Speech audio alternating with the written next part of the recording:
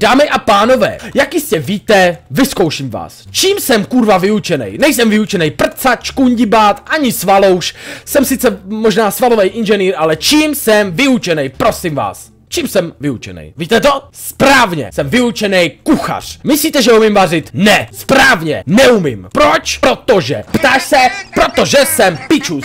Správně, jsem vyučenej kuchař, debil nejsem vyučenej, debil jsem od pradávna. Jak jsem se vůbec rozhodl dělat takovouhle pičovinu? Já bych rád projel tuhle svou kuchařovou kariéru, protože se na kuchařství můžu leda tak vymrdat, vysrat, přesně jak to říkám. Takže, jak mě napadlo být kuchař? Jednoduše, miluju žrádlo, já jsem si myslel, že budu žrát, že budu papat žrát a tak, takže si projedeme mou kuchařskou kariéru, co se týče školy. Takže máma řekla, čím budeš? Říkám, pičo, ničím. A ona, jak? Ničím. Říkám, seru na to, chci hrát. Já chci gamesit a mít štětky a many. A ona, jo, kde to vemeš ty peníze? Říkám, nevím, ale někde vemu. No, to je jedno. Šel jsem na kuchaře, kde jsem se objevil ve třídě, kde byl samej jebnutý člověk. Takže jsem tam docela patřil, jak jistě vidíte.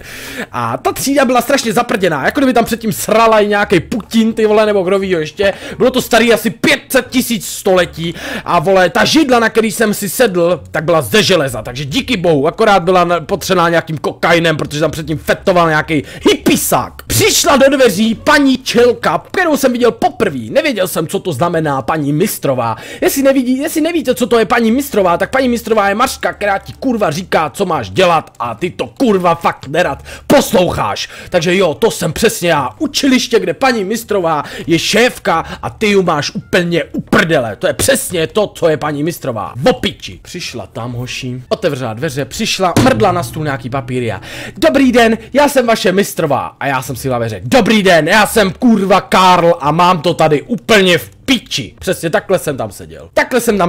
Takhle.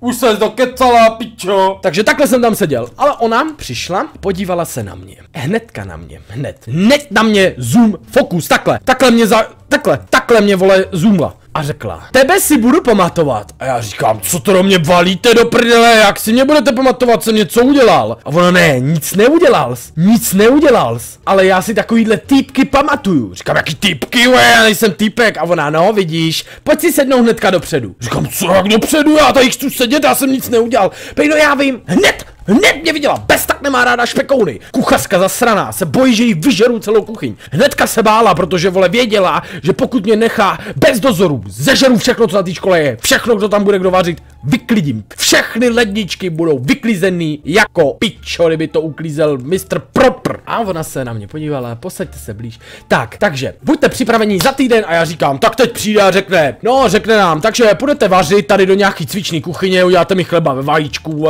jestli to umíš, nebo uvařit párky, můžete jít dom. A ona řekla, dobře, takže za týden jdete do pracovišť, ten jde do tamtý restaurace, ten jde do tamtý restaurace a já sedím a říkám, ty pičo, jak do restaurace, to nás zve na večeřu, to nás zve kurva na večeřu, hovno, nezve tě na večeřu, v žádným případě tě nezve na pičo na večeřu, ne, říká, že budeme makat v restauraci a jakože what?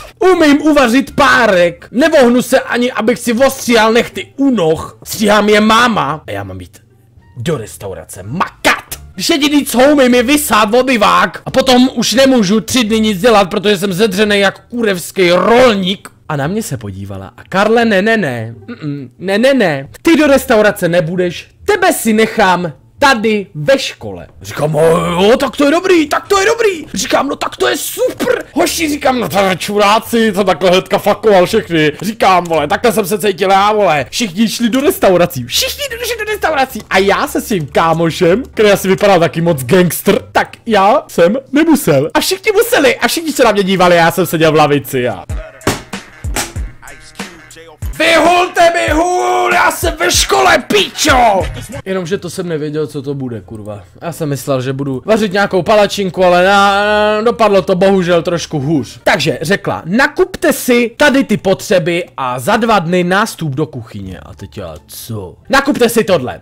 Na lístku bylo napsáno Rondon. Říkám, co to je Rondon, pičo, to je nějaký kondom. Co to je, ty vole? Kondomy neumím kupovat, teď mám kupovat Rondon, to je nějaká speciální verze skurvený KFC. To je nějaká speciální verze rododendron, vole, nebo co to jako má být, co to je, ty vole, říkám, přijdu do mámo, mám si koupit kuchařskou čepici, rondon, ty vole, dala mě to tam, vole, ten lístek, jak kdybych to měl jít koupit do příčí ulice, pičo, jak nějaký zasranej Harry Potter, to bylo, jak kdybych prostě dala mě prostě, jak kdybych byl Harry Potter, mě dala Lupin a běž do příčí ulice a nakup si to, pičo, že tam nebyla napsaná sova nebo krysa, že jsem musel k Olivandrovi pro vařečku, pičo, že jsem musel k Olivandrovi pro zasranou, vole, zasranou vařečku, vole. No, každopádně přijdu dom a máma, tak co potřebuješ koupit? Říkám, nevím, nějaký skurvený rododendron, vůbec nevím, co to je. A ona, rondon, ty blbečku, nevíš, co je rondon? Říkám, ne, mám v prdeli rondon, nevím, co je rondon, vole. Jsem myslel, že si dám kolem pičo prdele nějaký ručník, ty vole, tady z domu a udělám jim tam vajíčka a půjdu do prdele. A ona, no, tak to vůbec, rondon je na vaření,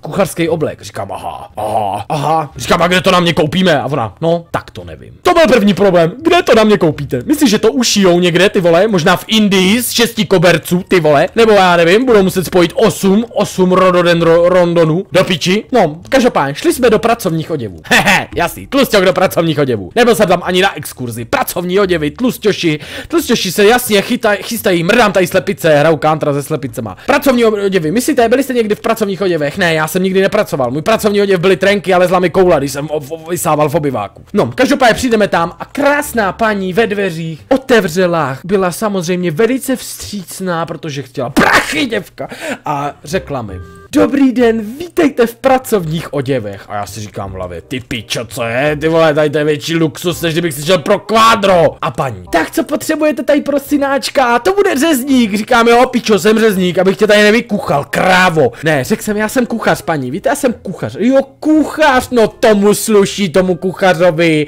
To je zrozený kuchař. A já jsem si v hlavě říkal, to, že mám rád žrádlo, ty krávo, a jsem tlustý jak prase, neznamená, že jsem dobrý kuchař. Jsem dobrý žrout, ne kuchař. A dobrý, tak se podíváme, na to podíváme. Takže máme tady 1x rondon, jakou velikost? Říkám, jakou velikost? Asi tu největší, ty vole. Nebo chceš mi donést elko? Chceš, abych to roztrhal jako Hulk, ty pičo? Budu tady vypadat jak Hulk, ty vole, v tom, nebo co? Dobře, takže tady máme tady teda krásný, vole, rondon. Pojďte, zkuste si ho, pane. Říkám, to mě, oši, asi nesnáším zkoušet oblečení. Já říkám, jo, to je dobrý, matce, když jsem si ho dřív nakopal. To je dobrý, že to bylo úplně uprdele. A ona, dělej, zkus si to, tak jsem si to na sebe dal. Lezly mě cecky takhle z díry, tam byla díra. Ruku, když jsem takhle natáhl ruku, tak mě šel vidět celý pupek, protože to byla největší velikost a mě to bylo malý jako kokot. Bylo to, jak když holka má píču na jeden prst a nemůže tam dát 3. No a já jsem prostě byl v píči. No a oblikl jsem to, říkám, jo, to si beru. A ona, tak jakou čepici na kuchař? Jakou chce kuchařík čepici? Říkám, pičo, snapback, vole. Dej mi snapback, bábo, máš tady snapback? Nebo nějakou new eru? No, chcete komín anebo síťku? Říkám, jaký komín, ty vole, co to meleš, jsi svetovaná. Jaký komín, dala si z bongo, tady komín, ty vole, máš kouř v palici ženská, nebo co? Každopádně, jsem řekl, že chci komín, to vypadá jako italská čepice, takhle na palicu, obrovská čepice, dala mi ju na hlavu, vypadal jsem, víte jak? Vypadal jsem jak čurák! A říkám, dobrý, to si beru. Tak jaký kalhoty, černý nebo bílý? Říkám, pičo, jsem zebra nebo co? Bílý je prostě bílej celý. A máma, ty budeš zajebanej zase jako prase. Říkám, jo, to budu, protože jsem tlustej. A tlusťoši, všude kde jdu, tak si otřu o pupek rajčata, tamhle to si otřu o to prostě. Pičo, tohle bude dlouhá historka, to má dlouhý kurva historie. Takže, tu čepicu někde mám, minule jsme s ní vařili a vylezli jsme z obchodu a ráno nastal ten krásný výjimečný den, kdy jsem se poprvé měl vydat na praxe. Jo, přesně. Chodil jsem tam s kamarádem, měl jsem tam jít poprvé s kámošem ze třídy, který mi měl kurva hlídat záda, když mě bude chtít nějaká kuchařka vojet, nebo kdo ví co ještě. A večer mi napsal krásnou SMS-ku. Zdarec, Karle, hele ty vole, já mám angínu a 40 teplotu, já nemůžu jít na praxe. Tak to je v piči. No tak to je v prdeli. Já mám jít sám na praxe kuchařský, kde budou nějaký bazeranti, když neumím ani piču, úplně sám. A on, no hej kámo, mě je strašně špatně. Já nemůžu, říkám, piče, to na mě nemůžeš nechat. Ty vole, to je jak kdybych šel poprvé do bordelu, to není jen tak. To nemůžeš jen tak přijít a vytáhnout odsaz, to prostě není lehký. A on, no hele, tak já možná přijdu, hoši. Ráno v 4:30 jsem čekal před školou a na něj najednou vidím jak jde, borec úplně zborcenej, zelenej, ty vole, 80 stupňů teplotu měl. No čau, tak jsem tady. Říkám, no to máš štěstí, píčo. No a šli jsme se převlíct. Jelikož jsem tak chytrej debilní tlusťoch, že jsem si to vůbec neskoušel doma, jak se tady to oblíká. A jsem nervák jako píča. A když nervím, tak se potím. A když nervím a potím se, tak nestíhám, protože kurva spěcháme. Tak to dopadlo asi takhle, hoši. Přišel jsem a on si to oblíkl. Ten týpek byl za 3 minuty oblečený. Za 3 minuty oblečený. A já jsem přišel a...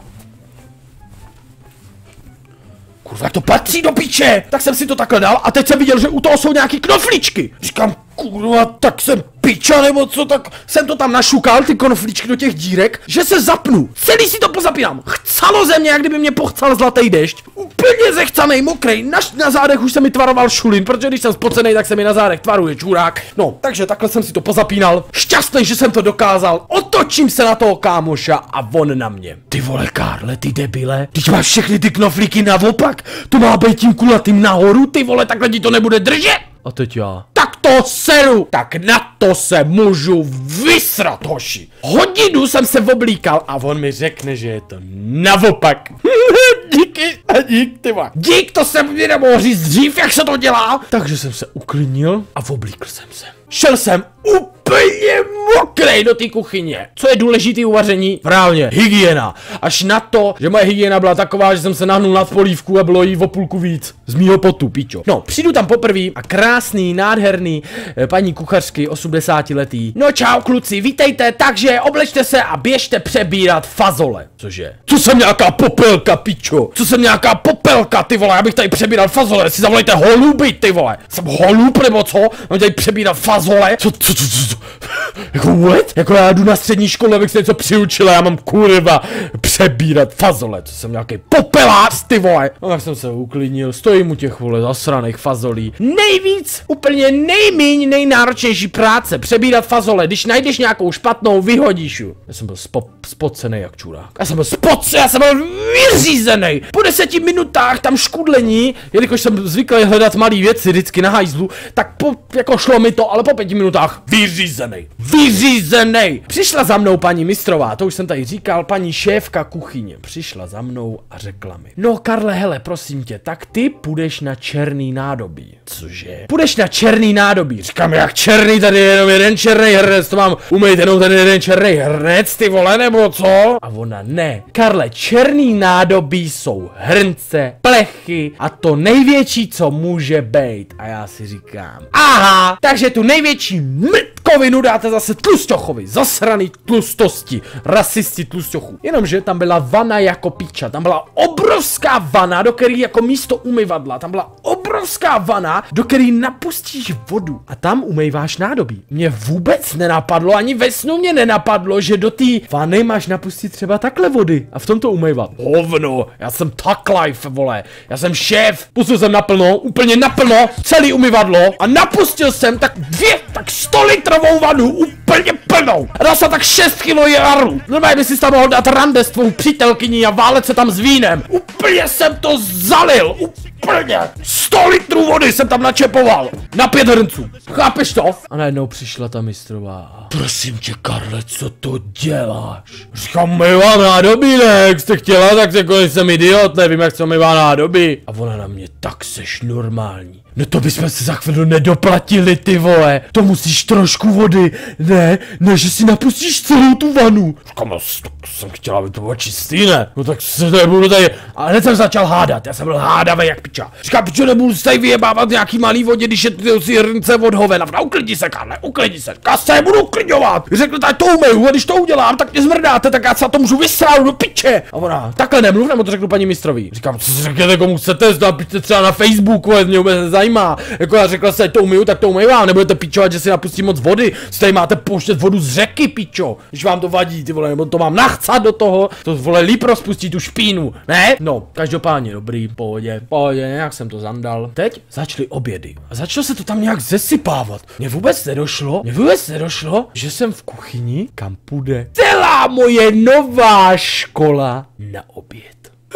Tak to mě teda fakt nedošlo, hoši. Odbyla 12:30. a najednou slyším Skrillex, zemětřesení, tsunami, nevím co to je, ale byli to běžící čuráci z celé školy, co jdou na oběd a já musím po nich umývat, vole, hrnce. Přišli, stojím tam v čepici jak skurvenej bezdomovec a všichni nadávají, ale to je ten Karl, ty vole, to je Karl, ty vole, dívejte na něj, to je prase, to je tlustý prase. Stojím za oknem. Piču si, vylezl jsem z okna na krakše, říkám, drž hubu, dostaneš hovno. A já, teď mistrová přišla. Tak, je to tady, váš největší úkol, vole, dne. Musíte to zvládnout, pokud to zvládnete, tak jste kvalitní, pokud to nezvládnete, tak jste kokoti. Takže, kdo chce jít k myčce, kdo chce jít umývat černý nádobí, kdo chce zhrabovat jídlo, kdo chce dělat tohle, říkám, já chci domů. Karle, drž hubu, říkám, já chci domů, Pešelkovi se chce kadit. Ne.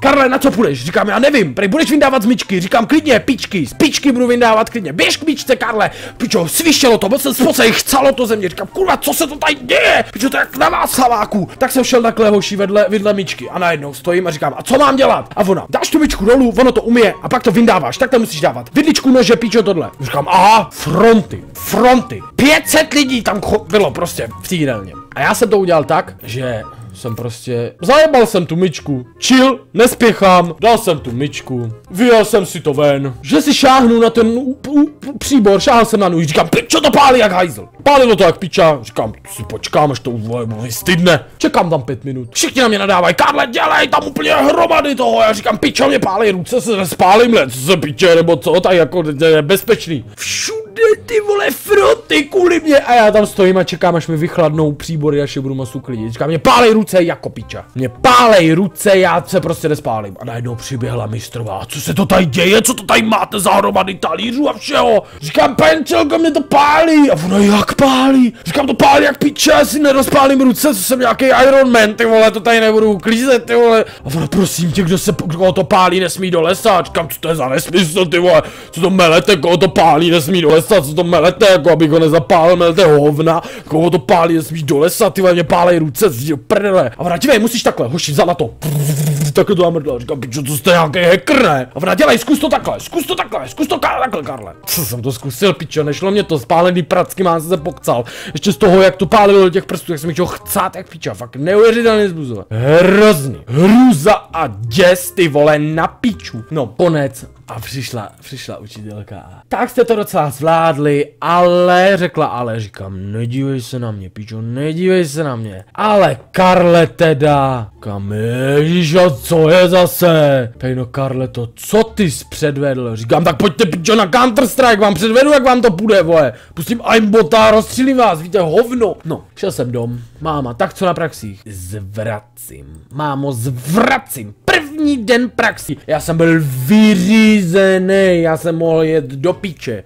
Zaplaťte mi Havaj, ty vole, státe český, zaplaťte mi Havaj, já jedu do prdele, prostě já jsem vyřízený. No, každopádně, byly 4 dny praxe a 1 den byl učebák, což znamenalo, že jsme šli vařit, všichni z celé třídy se vrátili ze všech restaurací a šli jsme společně vařit do takový cvičný kuchyňky a mistrová to musí ochutnávat. Krásný. Hned jsem si řekl, že naseru do hrnce, no to jsem bohužel nemohl. Navídl bych jí, ale... Každopádně. Uvařili jsme, ochutnala to, málem se poblila, dal jsem do toho chili místo papriky, málem se zeblila na místě, dala mi 5, šla si, vole, umýt hubu, protože, vole, takový kekel ještě v hubě neměla, to měla manželovýho pínisa tam.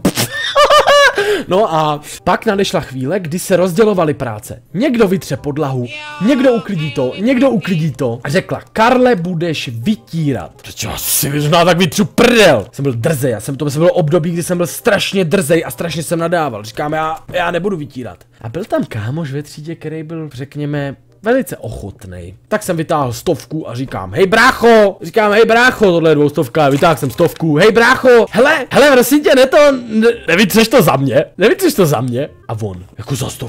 Říkám, no jasný, brácho, a vytři to za mě. A on, tak jo, tak to beru, kámo. Jenomže najednou vykopla mistrová dveře. Karle, ty parchante! co jsi to udělal, nemáš tam náhodou vytírat? Říkám, ne, já jsem mu dal 100, ať to vytře za mě. A ona, ne, tak seš normální, tak praskej to tam vytřít, hoši. Takhle do prdele, jsem nikdy nikoho neposlal jako ju ten den. Říkám, paní mistrová, praskejte do prdele, mě to nezajímá, já jsem si to zaplatil, tak to za mě vytřel, tak mě vytřite možná tak prdel, ženská. Dobře, to už jsem říkal, ale celou do tomuhle příběhu. Takže, abych to uzavřel, potom jsem byl v další restauraci, kde mleli nějakou skurvenou mrkev a celer v nějakým zasraným montážním hajzlu, nějakým zasraným pekelu, který to rozemlel na sračky. Na sračky to rozemlel. A já jsem to měl uklidit. Přišla za mnou paní nějaká a řekla, prosím tě, Karle, můžeš to jít uklidit, tu mrkev? A já říkám, jo, tak mi dejte na to nějakou vole lžičku nebo lopatku. Rukou, Karle, rukou. Říkám rukou, dámy a pánové, takový hovna jste nevytírali, ani když se vám protrhl toaleťák, když jste si vytírali prdel. Musel jsem rukama vybírat nějakou zhnilou mrkev z nějakého skurveného kanálu. Takže abych to ukončil, seru na kuchaře!